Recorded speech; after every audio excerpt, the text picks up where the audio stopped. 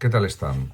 Hablando de Alexis de Tocqueville, comenzaré con un cuadro intelectual y cronológico de su vida y pues cabe decir que nació en Francia, hijo de Hervé de Tocqueville y de la señora Hervé de Tocqueville, nieta de Malesherbes, abogado de Luis XVI. Desde 1810 a 1825 realiza sus primeros estudios bajo la dirección del abate Lesueur y también estudia Derecho en París. En los años 1826 y 27 viaja a Sicilia en compañía de su hermano Eduard. En 1827 es designado juez auditor de Versalles. En 1828 conoce a Mary Molley, que será su esposa posteriormente. En 1830 jura fidelidad por sentido del deber, pero en contra de sus convicciones a Luis Felipe. En 1831, junto a su amigo Gustave de Beaumont, solicita autorización para conocer el sistema penitenciario norteamericano. Entre 1831 y 1832 recorre Estados Unidos y recoge información, mucha información. Conversa con diversos dirigentes políticos y pioneros de Estados Unidos y se documenta abundantemente sobre el gobierno municipal en Nueva Inglaterra. En 1833 aparece la publicación del sistema parlamentario de los Estados Unidos y su aplicación en Francia. En 1835 pues aparecen publicados los tomos 1 y 2 de la democracia en América. Tocqueville alcanza con esta obra una gran notoriedad, una gran fama como pensador, y el libro tiene un extraordinario y enorme éxito. En 1836 se celebra el matrimonio con Mary Molley. En 1837 se presenta por vez primera a unas elecciones y no consigue acta. En 1838 sucede su elección como miembro de la Academia de Ciencias Morales y Políticas, que es también un logro notable del propio Tocqueville. En 1839 consigue ser diputado por Baloñes y desde esta fecha y hasta su retiro político, en 1851 renovará el sistema de elección.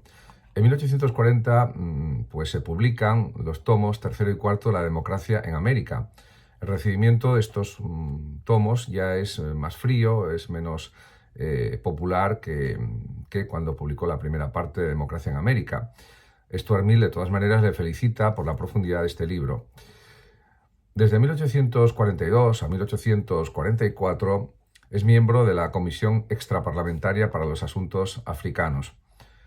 En 1848, el 27 de enero, se dirige a la Cámara francesa pronunciando el famoso discurso que anuncia la Revolución en Francia.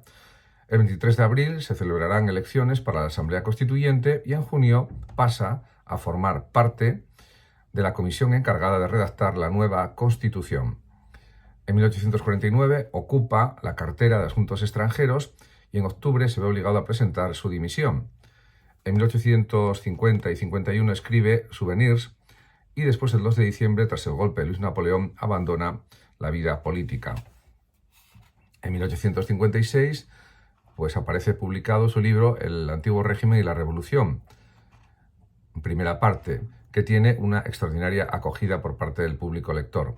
Y en 1859 muere en Cannes.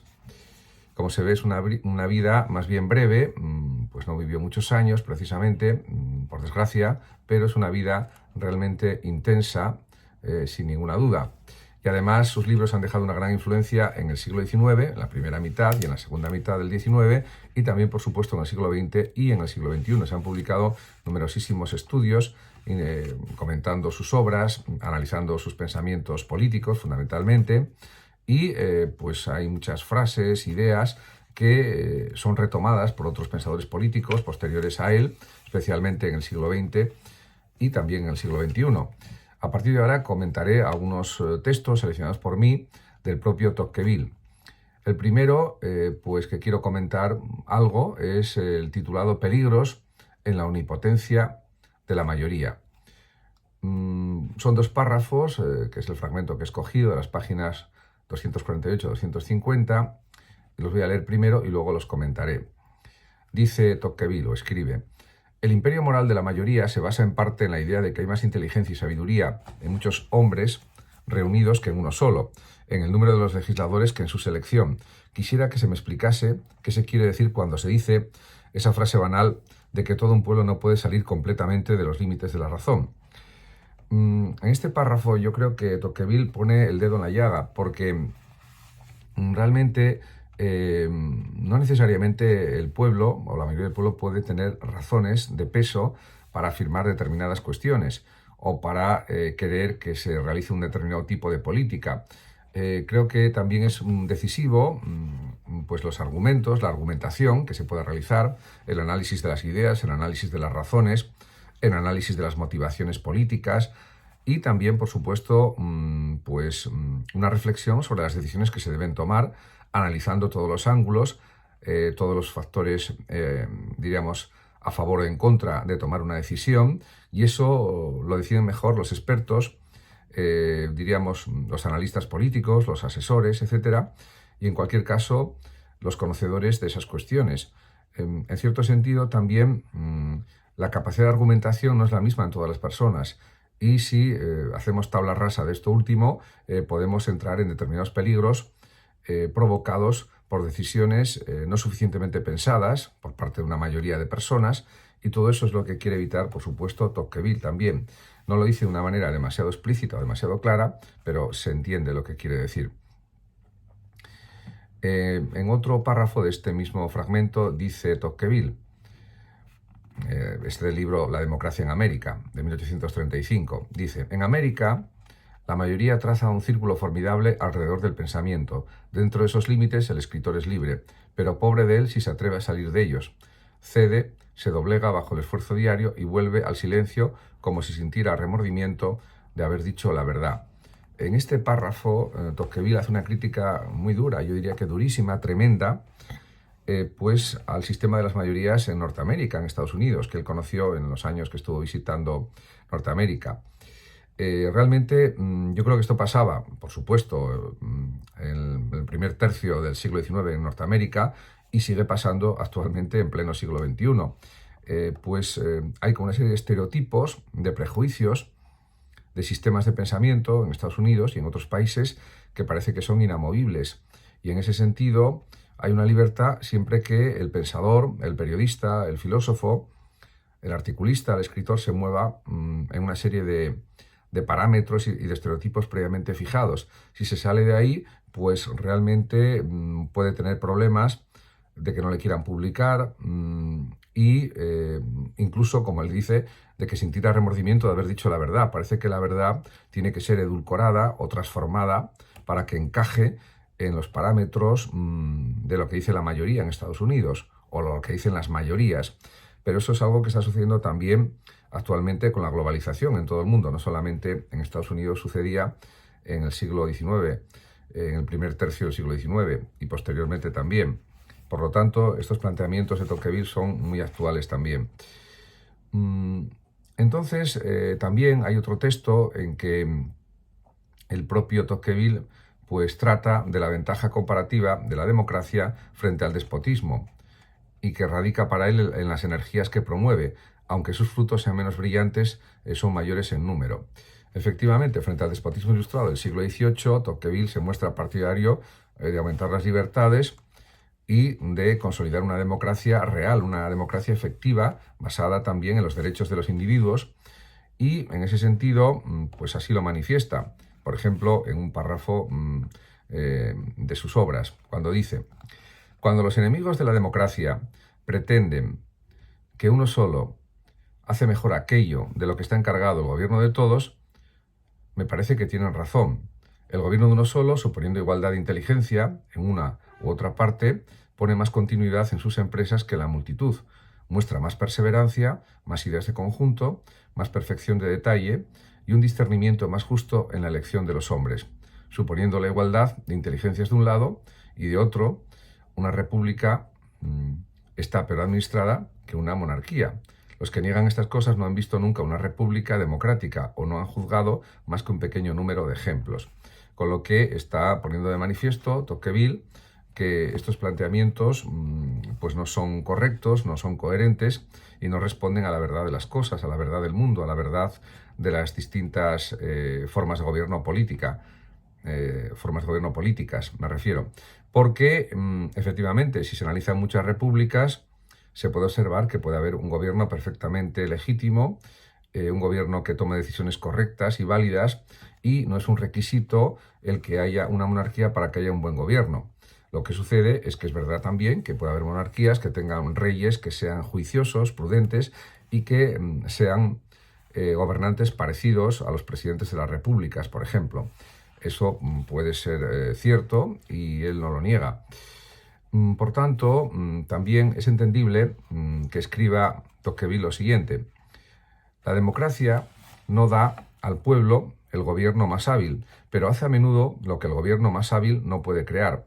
Esparce por todo el cuerpo social una inquieta actividad, una fuerza superabundante, una energía que no existe nunca sin ella y que, por poco que las circunstancias le sean favorables, puede engendrar maravillas. Esas son sus verdaderas ventajas. En ese sentido, diríamos, los resultados positivos de tener un gobierno democrático, auténtico, pues esas ventajas son muchas, son numerosas, y de eso se trata, porque también el mantenimiento de las libertades individuales, también el ejercicio de los derechos sociales, la protección de las personas ante la pobreza y ante los desastres, etcétera, todo ese tipo de planteamientos que podrían enlazar, en cierto sentido, con el utilitarismo o con el liberalismo utilitarista, podríamos decir, al estilo de John Stuart Mill, por ejemplo, o de Bentham, pues sería algo realmente importante. En ese sentido, también dice a continuación Tocqueville: si os parece útil desviar la actividad intelectual y moral del hombre hacia las necesidades de la vida material y emplearla en producir el bienestar, si la razón os parece más provechosa para los hombres que el genio, si vuestro objetivo no es crear virtudes heroicas, sino hábitos pacíficos, si preferís ver vicios que crímenes y encontrar menos grandes acciones a condición de encontrar menos delitos, y en lugar de actuar en el seno de una sociedad brillante os basta convivir en el seno de una sociedad próspera, si en fin el objetivo principal de un gobierno no es, según vosotros, el dar al cuerpo entero de la nación la mayor fuerza, la mayor gloria posible, sino procurar a cada uno de los individuos que la componen el mayor bienestar y evitarle lo más posible la miseria, entonces igualad las condiciones y constituid el gobierno de la democracia. En definitiva, está poniendo aquí una serie de condiciones que insisten en que de lo que se trata es buscar el bienestar de las personas,